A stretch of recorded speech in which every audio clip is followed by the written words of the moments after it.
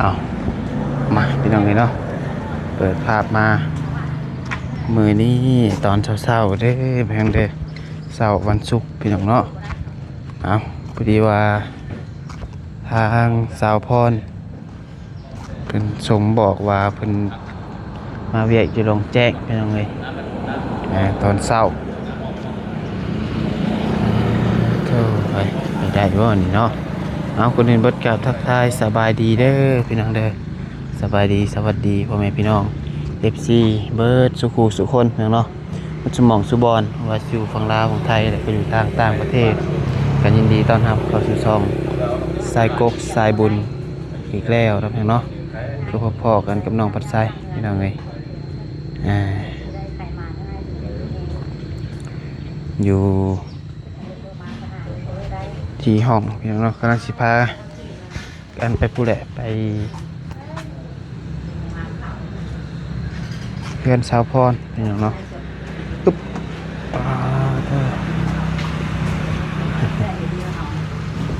สบายดีได้เด้อมาตะโดนล่ะ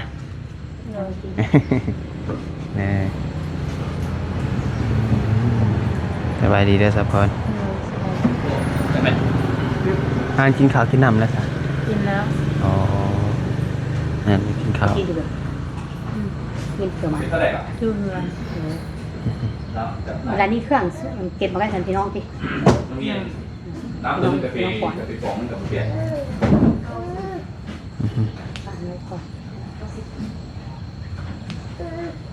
งั้นอยู่เครื่องโดนโพนะพี่ห้อยฉันดีคิดดิคือไว้คือเนี่ยเย้เพราะว่าเป็นไปแล้วเต้าดี10 ปีพันดีแล้วก็ยังปล่อยเอาเลยครั้งแรกคนเดียวเป็นไปอันมีไปดูไม่เต็มเขาคนทุกคนยากแล้วคนไปแล้ววันที่สู้เพื่อลูกแล้วลูกยังแล้วตัวเต็มไปแล้วอ๋อทั้งคนละอันเอาเบาใส่ยังไปไม่เอายังเอาคุณลุงลูกค้าดูแลมันถ่าบ่เตียงพูดแล้วเดี๋ยวไอ้สิลงไปตัวแม่นสิลงไปก่อนไปได้อยู่บ่ล่ะฮะไปได้บ่ก็ได้ทำรู้จักดิแต่ว่าร้านแดกมีเครื่องแดกอีหยังอ่ะนะเครื่องตัวพระเจ้าข่าวโอ้ถ้าเป็นยังถ้าเป็นไปไวแค่สะดุดไปฮะถ้าเป็นไปไวแค่สะดุดไปรถหัวนะเอาเสียงเครื่องเอาใส่รถบ่เตียงบ่มีเครื่องเปียกที่ข้างนอกที่เอาเสิร์ฟให้เพื่อนยังกี่ไปอยู่เด้เนาะแน่นแล้วเขาสรุปที่ฟ้อนกันเพราะว่าพระเจ้าบอกอันนั้นไม่ได้อัดช่วงเลยพระเจ้าเป็นมาเอาลงไปแล้วให้อัดเป็นเครื่องยังเครื่องกันเครื่องนุ่งนี่เนี่ยเด้อใส่เครื่องนุ่งบาดเพิ่นไปตอนเที่ยงจังอัดในเพิ่นก็ได้เอาเนาะ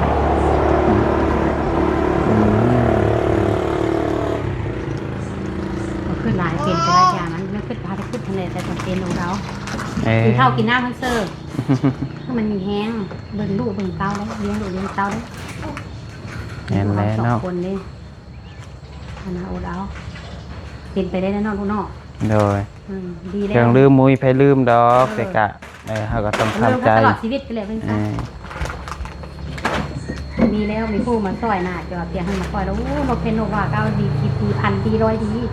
ขึ้นมาซอยเฮานี่นะของมีเผื่อได้มันเป็นมันซอยเฮานะเนาะโดย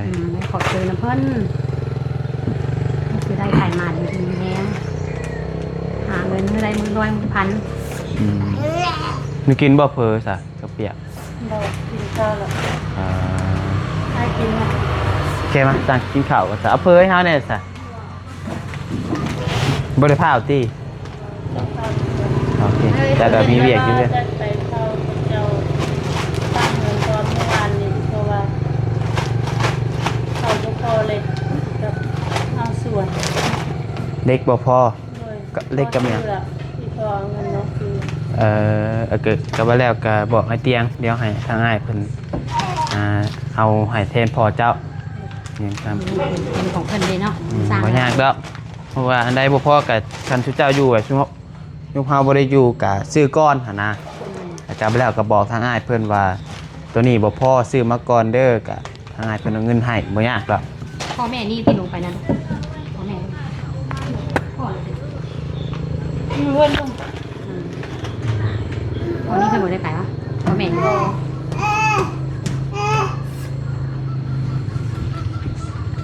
ขึ้นมาแต่เช้าบ่จะขึ้นมาเออ พอดีกินข้าวแล้วเราก็ขึ้น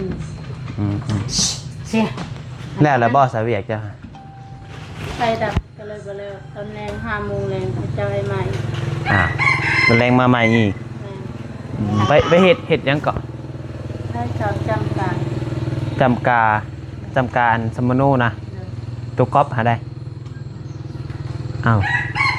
ทางอันนั้นบ่บอกคือว่าไผบอก ห้องการตำรวจนะร้านยวนบ่อนั้นเปิดบัญชีพระเจ้าก็บอก เขาบอกให้ไปจำกาก็เรียกว่าเพิ่นให้จำตัวแท้บ่แม่นบ่ ถ้าไปจับตัวบ่ได้ละ พระเจ้ากำลัง บ่แล้วเนาะบอกมีมาเอาขนมมาน้องนี่นี่ เย้เพิ่นต้องให้ครับมากินบ่ได้คือแข็งมาก่อนขนมไข่เลย เพิ่นออกมา ลุงอันสิบ อันแต่ละมือตัวกระย่างเหมือนทำเลยเนาะวองลูกละมือไก่บนวัน ขับรถในขึ้นไปแล้วก็ ไก่บนวันไหมโอ้ไก่เลยนะน้องมันหายใหญ่ไปก่อนคนเขาก็ไปยินหันบอกขึ้นหันบอก บ่ได้ขึ้นแล้วก่อนครับผมเร็วขึ้นไป อันพวกเล่าที่อันย่างเต้ของตัวมึงเอาเมี่ยนหอกของมันอะไร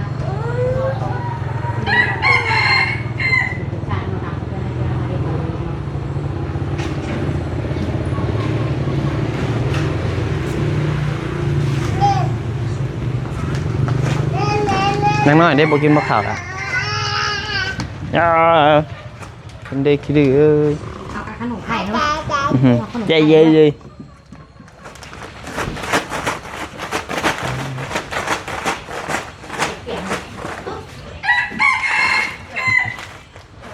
เอาดิ้นเลย เอายังก็ได้เอาซิงโง่ก็ได้ เนี่ยเนาะ เพอ ตัวเฟิร์มอ่ะ โดย มีชิ้นหมูกรอบเด้ อ่า กับวัวกับไก่ เอางัว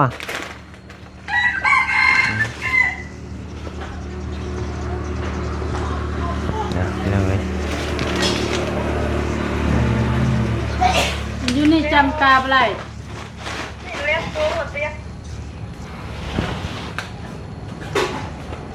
กินได้ซื้อกินได้นี่นะ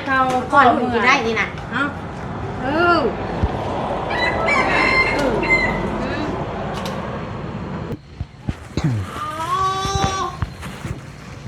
มาเป็นออกมา พอกินข้าวก่อนเติมพลังก่อนเนาะ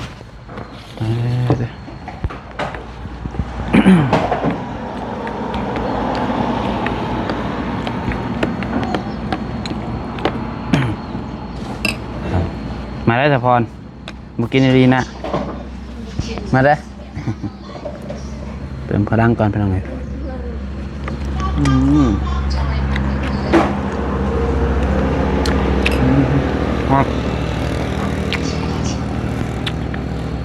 ชายมือแล้วตั้งแต่มาพี่ไปสู่กินข้าวเศร้าเลยไปลองเลย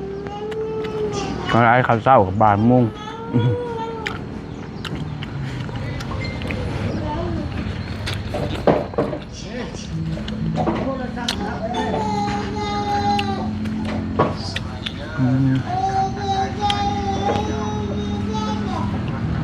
บอกแก้วกับเมื่อหอดแล้วบ่บอกแก้วชอบปินหอดแล้วบ่สะพรคนชงบอกแล้วบ่หอดคืนนี้8 โมงตอนเช้านี่ ตัวห้าหอด8 โมงนี่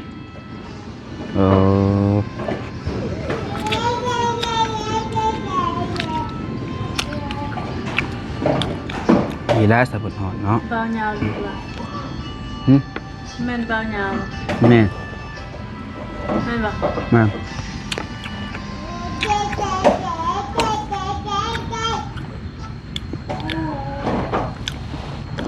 ความ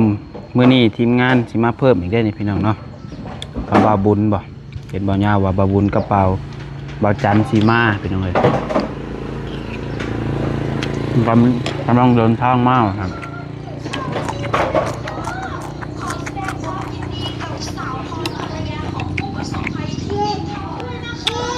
เย่เย่เย่ทุกคน เบาหญ้าวันนี่บ่เด้น่ะเย่เย่ลองตกเกลือนเด้อเด้อลูก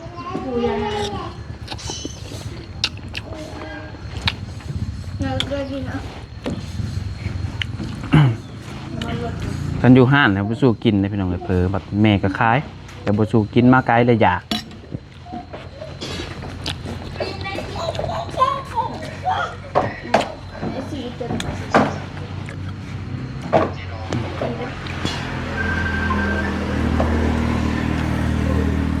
ฮัลโหล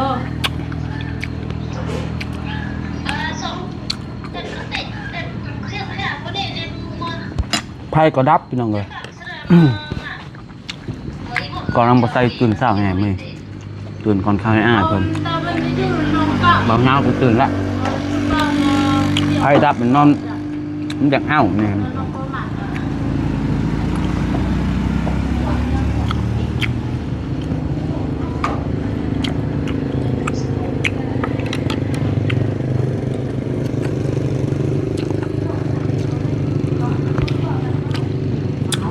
อาจจะตามเบิ่งเพิ่นเนาะเพื่อนชาญเพื่อนสับเพราะสาพรก็ได้สิแล้วมื้อใดดุนเบิ่ง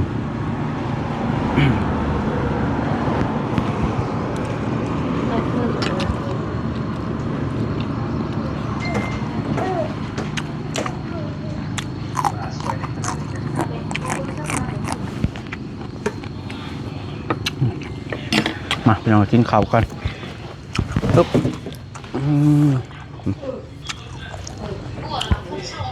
สันเดย์ก็ได้ ไปพี่น้องคลิปนี้ก็ประมาณนี้ได้เป็นเด้อเดี๋ยวจังหวะกันเนาะเจอกันเยือนสะพอนคนหนึ่งพี่น้องเลยลำลาก่อนเด้อจังสะพอนเพิ่นมาจำกาพี่น้องเอ้ยสมโนอยู่หลองแจ้งอยู่ในเมืองพี่แหละปะเป็นว่ากันเนาะสบายดีเด้อเพื่อนเด้อ